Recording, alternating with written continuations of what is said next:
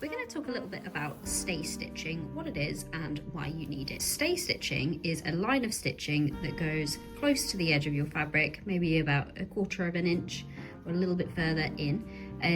That is a long stitch that just helps the fabric from not stretching out of shape or distorting. So for example, we have our pattern piece here which has been cut on a straight grain. So this line here is our grain line, and that would mean that our neckline is basically on the bias. So if you were to lightly pull on there, you can see it's very easy for this to distort out of shape.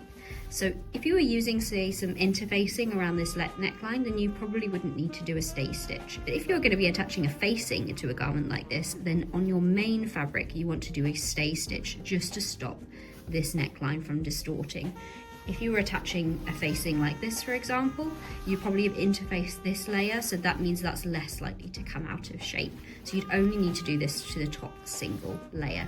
Now, ideally you should do this before you've sewn any seams, just as it stops your fabric from shifting. But just for the ease of the video, I've just sewn these top shoulder seams and have been very delicate with my fabric to try and prevent anything from stretching out of shape. We also want to make sure that it can still match our facing. So I'll just quickly show you how I would do a stay stitch around this neckline. So the first thing I've done is turned my stitch length up to a 4, and I am resting the edge of my fabric with the side of my presser foot, so I know that that is a couple of millimeters short of the 10mm mark.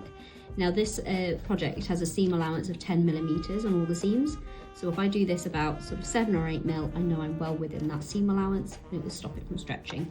So I've got a long stitch length, and I'm about 7 or 8 mil from the edge. And I'm just going to gently sew round. There's no need to back stitch. And as I'm doing curves, I'm just going to slowly work my way, even just a couple of stitches at a time. And I'm really paying a conscious effort to not stretch out any seams and to not tug on anything so that my neckline doesn't distort. And don't worry if your stitch line ends up a little bit wonky, this stay stitch can actually be removed at a later date. I get all the way around to the other end of the neckline. And again, we don't need to back stitch at the end here.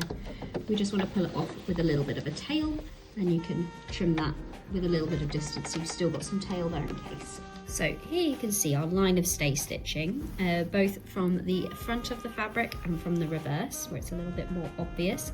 And now if I was to ever so gently to tug on this fabric, that stitch is now preventing any stretching or distortion from happening.